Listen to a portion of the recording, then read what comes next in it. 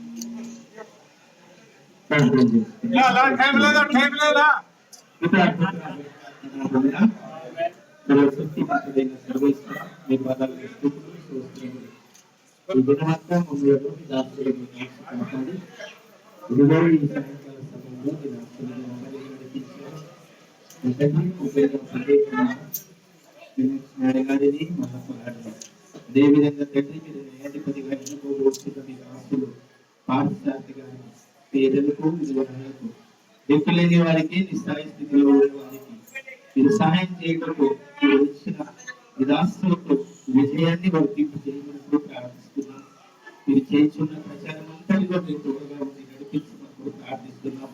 తండ్రి పాస్టర్ రెడ్డి గారిని గోపాలన్న గారిని మీరు దీవించి మాటలో మేము వారు మాట్లాడుతున్న ప్రతి మాటకు ప్రతి ఒక్కరూ లోపడి మీ కృపలో వారిని భద్రపరుచున్నది.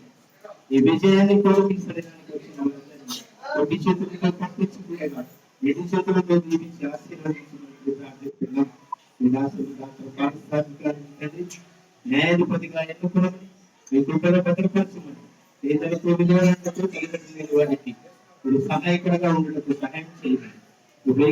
రక్షకుడని సుక్రీస్తు నామములో వేడుకుంటున్నాం తండ్రి.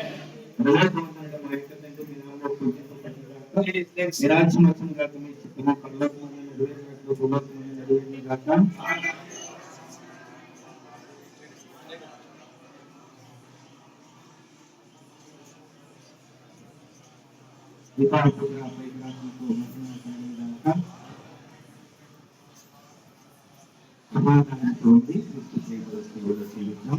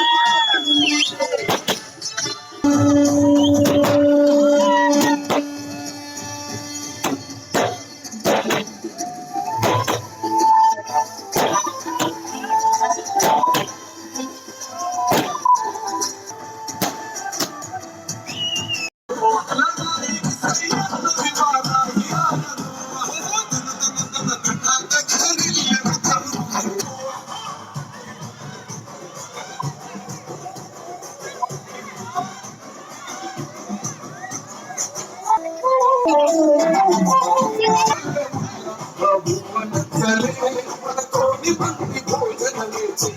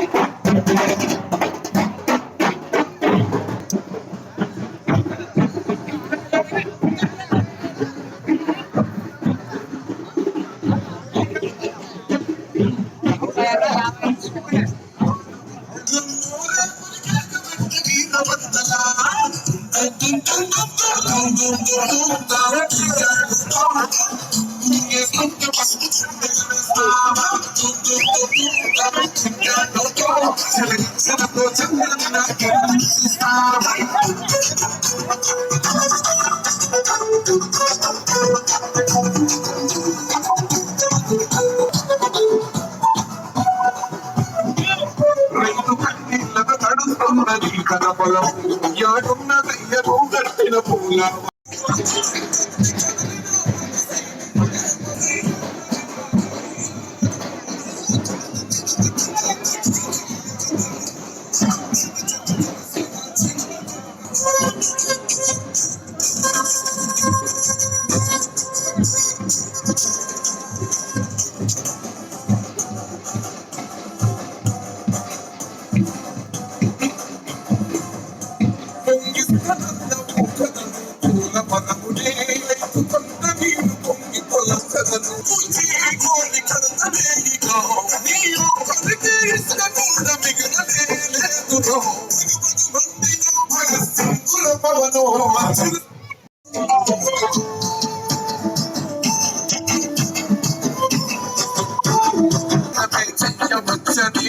ఎత్తైన మేడలల్ల నచ్చలే మన చెట్టు నీడ తోలి మన చెట్ట పుచ్చని మందారమ సుట్టి బతుకు నిడిసి వాడు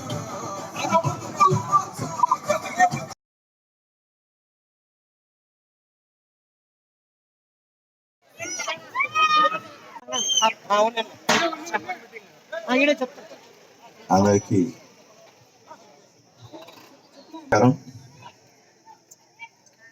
జాలమంచి గ్రామస్తులకి అందరికీ ఎస్సీ కాలనీకి సంబంధించినటువంటి మిత్రులందరికీ అమ్మలకి అక్కలకి అందరికీ కూడా పేరు పేరున నా నమస్కారాలు తెలియజేస్తా ఉన్నా.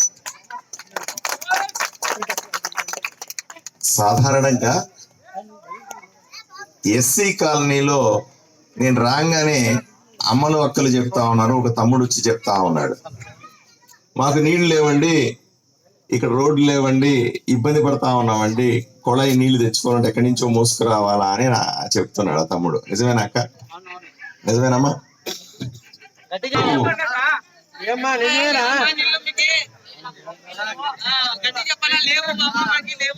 సాధారణంగా ఎస్సీ కాలనీల్లో సరైన వసతులు కల్పించాల్సిన బాధ్యత ప్రభుత్వం మీద ఉంటుంది. గ్రామానికి ఖర్చు పెట్టే డబ్బులు వేరే. ఒక్క నిమిషం అబ్బా.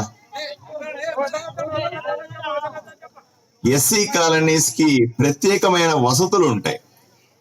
గ్రామానికి పెట్టే వసతులు వేరే, ఎస్సీ కాలనీలకు పెట్టే వసతులు వేరే. ఎందుకంటే ప్రతి ప్రభుత్వం దగ్గర ఎస్సీ సబ్ ప్లాన్ అని ఒకటి ఉంటది. అంటే వాళ్ళ జనాభా నిష్పత్తి ప్రకారంగా కేవలం ఎస్సీలకు మాత్రమే, వాళ్ళ కాలనీలకు మాత్రమే, వాళ్లకు వసతులకు మాత్రమే, వాళ్ళ చదువుకు మాత్రమే, వాళ్ళ ఉద్యోగాలకు మాత్రమే, వాళ్ళ సంక్షేమం కోసమే, వాళ్ళ అభివృద్ధి కోసమే ఖర్చు పెట్టాల్సిన నిధులనే సప్లాన్ నిధులు అంటారు వాటిని. అది ప్రభుత్వం దగ్గర చాలా ఎక్కువ ఉంటాయి. ప్రతిసారి ప్రభుత్వం ఏర్పడినప్పుడు వాళ్ళని ప్రత్యేకంగా చూస్తూ బడుగు బలహీన వర్గాలను అభివృద్ధి చేయడానికి ఎస్సీ కాలనీస్ లో ప్రత్యేకంగా సంక్షేమాన్ని అభివృద్ధిని చేయడానికి ఈ డబ్బులు ఖర్చు పెట్టాల్సిందిగా ప్రధాని నరేంద్ర మోదీ గారు చెప్తూ ఉంటారు.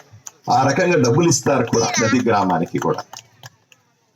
జగన్మోహన్ రెడ్డి గారు మీరు గమనించి ఉంటారు, ఎస్సీ సబ్ ప్లాన్ నిధులన్నీ కూడా సుమారుగా 12,000 కోట్ల రూపాయలు ఈ రాష్ట్రంలో ఇస్తే వాటన్నిటినీ కూడా జనరల్ ఫండ్ లో కలిపేసి అందరికీ ఇచ్చేటువంటి సంక్షేమ పథకాల్లో దీన్ని కలిపేసి దీనికి దానికి వేరే లేకుండా ఏమన్నా అంటే మీకు అమ్మఒడి ఇస్తా ఉన్నాను కదా, ఏమన్నా అంటే ఆటోకు డ్రైవర్లకు డబ్బులు ఇస్తా ఉన్నాను కదా, ఏమన్నా అంటే ఆ ప్రతి తల్లికి పెన్షన్ పెంచినాను కదా, ఇట్లాంటి మాటలు చెప్పి తప్పించుకుంటున్నాడు. అయ్యా, ప్రత్యేకంగా ఎస్సీ కాలనీల కోసం ప్రత్యేకంగా రిజర్వేషన్ అణగారిన వర్గాలకు పెట్టినటువంటి రిజర్వేషన్ నిధులు వేరే, సబ్ ప్లాన్ నిధులు వేరే, నువ్వు రెగ్యులర్ గా అందరితో కలిపిచ్చే నిధులు వేరే అనే మనకు తెలియదా?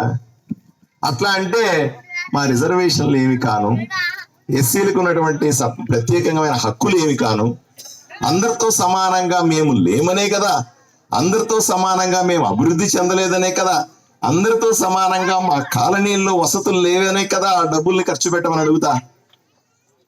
అవి చేయకుండా అందరితో పాటు మీకు డబ్బులు ఇస్తా ఉన్నాము అన్నది మాత్రం చాలా దారుణమైన విషయం.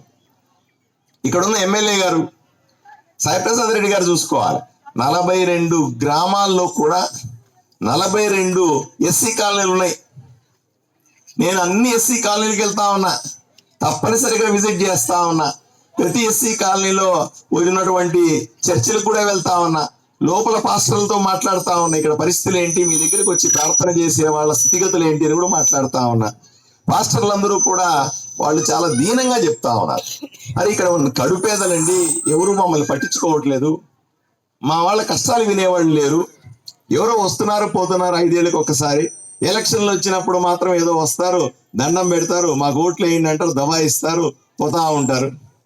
మాకు వసతులు లేవని పొరపాటున అడిగితే మమ్మల్ని మా మీద కేసులు పెడతామంటారు, బెదిరిస్తారు, దౌర్జన్యం చేస్తారని కాలనీ వాసులు అన్ని ఊర్లలో కూడా, ఎస్సీ కాలనీలో ఉన్న అన్ని ఊర్లలో కూడా బాధపడతా ఉన్నారు. ఎమ్మెల్యే సాయిప్రసాద్ రెడ్డి గారు సూటిగా అడుగుతా ఉన్నా, ఏమయ్యా నీకు ఒక్కసారి కాదు 2 సార్లు ఎమ్మెల్యేగా ఎస్సీ కాలనీలో ఓట్లు వేశారు కదా, వాళ్ళు ఓట్లు వేయకుండానే నువ్వు గెలిచినావా అని అడుగుతా ఉన్నావు. ఎస్సీ కాలనీలన్నింటిలో ఓట్లు వేయించుకుని ఎస్సీ కాలనీల్లో ఉన్నటువంటి ప్రజలందరికీ కూడా హామీలు ఇచ్చి వాళ్ళందరూ కోటి ఆశలతో నిన్ను ఎమ్మెల్యేగా ఎన్నుకుంటే చివరికి ఈ రోజు నువ్వు వాళ్ళందరినీ మోసం చేసి 10 ఏళ్లుగా వాళ్ళు ఎక్కడ వేసిన గొంగ అక్కడే ఉన్నట్టుగా ఉంది తప్ప వాళ్ళ బతుకుల్లో ఆశలు కనపడతలేదు. అయినా కూడా ఎస్సీ కాలనీల్లో ఉన్నటువంటి అందరికీ కూడా చెప్తా 42 గ్రామాల్లో ఉన్నటువంటి లేదా ఆదోని టౌన్ లో ఉన్నటువంటి ఎస్సీ కాలనీస్ లో వాళ్ళందరికీ చెప్తా ఉన్నా, 22 రోజులు ఉన్న సమయం ఉంది ఎలక్షన్లకి, 22 రోజుల తర్వాత నేను ఎమ్మెల్యే అవుతాను. ఎమ్మెల్యే అయిన వెంటనే అన్ని ఎస్సీ కాలనీస్ కి నేను వ్యక్తిగతంగా వెళ్తాను, మీ కాలనీకి కూడా వస్తాను. మళ్ళీ ఒకసారి మీ కాలనీలో ఉన్నటువంటి ప్రతి సమస్య, మంచినీటి సమస్య అంటే ప్రతి ఇంటికి కొళాయిలు ఇచ్చే బాధ్యత నేను తీసుకుంటాను, అలాగే డ్రైనేజ్ ఏర్పాటు చేసే బాధ్యత నేను తీసుకుంటాను, మీ బిడ్డలు సరిగా చదువుకుంటున్నారా లేదా అని చూసుకునే బాధ్యత నేను తీసుకుంటాను.